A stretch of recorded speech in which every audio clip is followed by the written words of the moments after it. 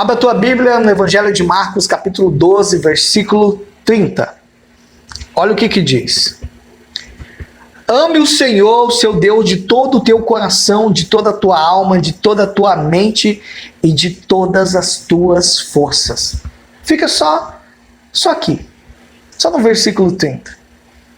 Você sabia que muitos cristãos estão perdendo a batalha contra o inimigo nos lugares celestiais porque eles não conseguem ganhar a batalha aqui, ó, na mente? Eles não conseguem conquistar fortalezas espirituais celestiais do Senhor sem que antes eles derrubem totalmente as fortalezas que Satanás tem colocado na mente. E aqui está dizendo: ame o Senhor de todo o teu coração, de toda a tua alma, de todo o teu entendimento, que é a mente, e de todas as tuas forças. E para Deus é muito importante como que está aí os teus pensamentos, como que está a tua mente. Porque não vai haver progresso nenhum se você não colocar a sua mente em conformidade com a vontade de Deus. Você foi criado à imagem e à semelhança do Altíssimo. Olha que privilégio que nós recebemos. Então, se você deseja cumprir isso aqui que a palavra está dizendo, você tem que prestar atenção à situação que a tua mente está aí. É impossível amar ao Senhor com toda a minha mente se uma parte dela se submete à vontade do coração. E o coração dobre, inconstante, nada vai ter do Senhor. Ou é de Deus ou não é, amados. Porque a pessoa de coração dobre, de mente dividida, inconstante, ela não vai ter nada de Deus. E tem muito cristão vivendo uma vida dividida, porque aqui e aqui parece que tem um anjinho e um capetinha. Uma parte tenta agradar a Deus e a outra tem comunhão com o sistema desse mundo. Amados, a própria palavra de Deus fala que outra hora nós éramos estranhos, inimigos na mente pelas nossas obras más. E Paulo estava dizendo também que a nossa mente, ela tinha inimizade com Deus, porque ela queria pensar independente de Deus. Tudo aquilo que você faz é consequência dos teus pensamentos. Sabia disso, amados? Tudo aquilo que você já fez é consequência daquilo que você pensou. Você pensou, você executa. Você se reconciliou com Deus? Ótimo, beleza. Por meio do sangue de Jesus, aleluia. Mas nós precisamos decidir que a nossa mente tenha pensamentos que nos levem a manter uma vida de comunhão com Deus. Se você quer agradar a Deus, amados, tem que haver uma transformação na tua forma de pensar, na tua forma de agir. Da forma que está, não pode ficar. Presta atenção nisso. Antigamente nós andávamos segundo o desejo da nossa carne, fazendo a vontade da carne, fazendo a vontade dos pensamentos. Era por natureza filhos da ira. Efésios capítulo 2, versículo 3. Nós precisamos entender que a carne por si só não faz nada, sem que primeiro receba a ordem da tua mente. Desejou, cobiçou, executou. E o cristão tem a vantagem de poder controlar os seus pensamentos, porque ele tem à sua disposição a vida de Deus, a palavra, o Espírito Santo dentro dele. Se a tua mente não está em comunhão com Deus, ela vai estar em comunhão com o mundo. E se você é amigo do mundo, você é inimigo de Deus. Pensar nas coisas que são lá de cima, não nas que são daqui de baixo. Isso é imperativo. Deus espera que as pessoas que nasceram de novo, que aceitaram Jesus, coloquem sua mente nas coisas que são do Espírito. É o poder da ressurreição, amados.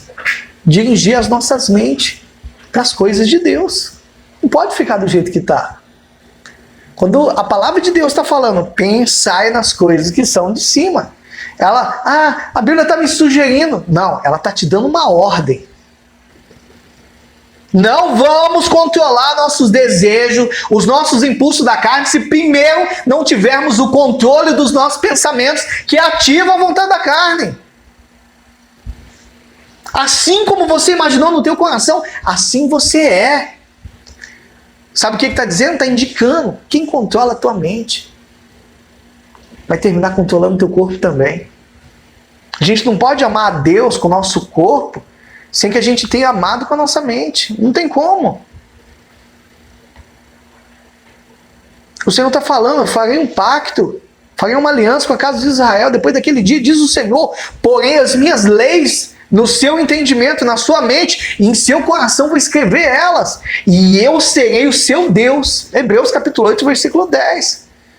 Hoje nós vivemos um novo pacto, foi instituído com a morte e ressurreição do nosso Senhor Jesus Cristo, aleluia! Esse pacto é superior ao que foi instituído com Moisés no Sinai. Ele promete uma transformação radical na pessoa que aceita. Presta atenção numa coisa, meu amado. Evangelho que não ofende. Ai, eu não gostei daquela palavra. E daí, ó? Tô nem aí pra você. Eu tô trazendo a verdade pra você sair dessa vida que você tá levando. Pra sair dessa situação que tá te consumindo cada vez mais e vai te levar pro buraco. Sabe quando que essa aliança se realiza na tua vida? À medida que você permite que Deus controle, que Deus coloque as suas leis na sua mente e escreva a palavra na tábua do teu coração. É importante, amados, receber a palavra de Deus na nossa mente para que a mesma seja escrita aqui, ó, no coração.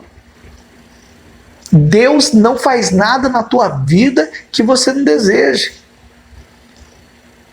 Não existe uma decisão de colocar a palavra de Deus em primeiro lugar se você não colocou na tua mente.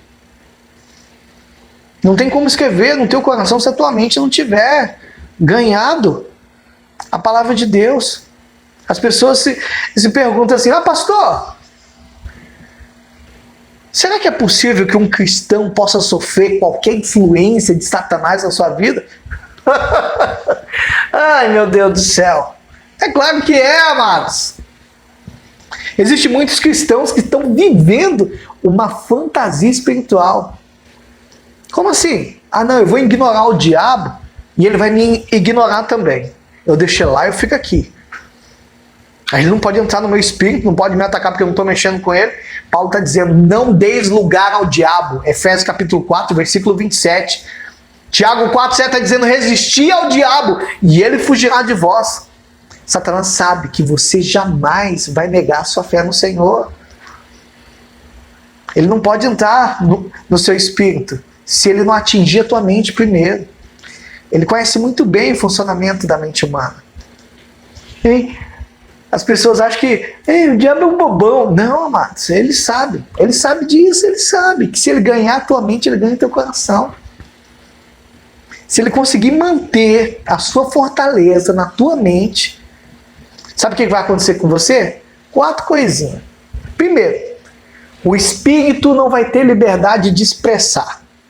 Segundo, a pessoa não vai ter paz no relacionamento e na comunhão dela com Deus.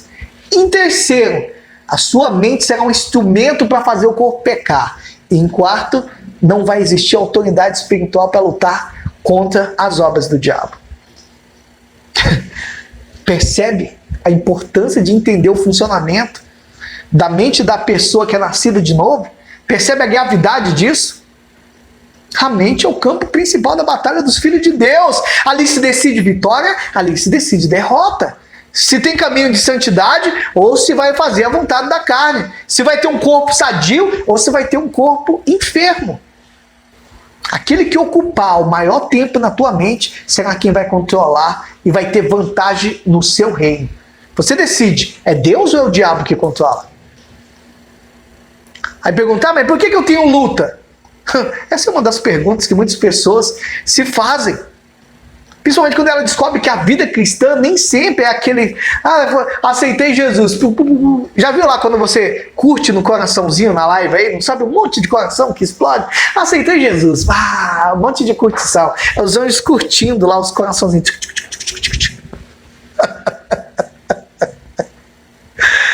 E as pessoas muitas vezes não entendem esse conflito. E elas optam por separar-se do serviço de Deus, porque Satanás tem convencido que elas não são salvas. Porque se fosse salvo não teria tantas lutas. Não, sabe por quê? Que você está sofrendo? É porque deve ter algum pecado. Sabe por que você está tendo luta? Porque Deus não te salvou ainda. Sabe o que eu quero fazer com isso aqui? fazer você se conscientizar da importância de renovar, de santificar, de ter uma mente de vitória. Lembre-se que Deus, ele fez todas as provisões para que não haja derrota na tua vida. Sabia disso? Você pode ter vitória na batalha da tua mente. Isso foi designado por Deus. Deus deseja que cada um dos seus filhos tenha uma mente livre de toda influência satânica, para que ela possa ser usada para pensar os pensamentos de Deus. Quem segue Jesus, amados, precisa ser encorajado a ser ousado, a enfrentar os inimigos de Deus. E a própria palavra, a Bíblia, ela é um livro para todos os momentos da vida.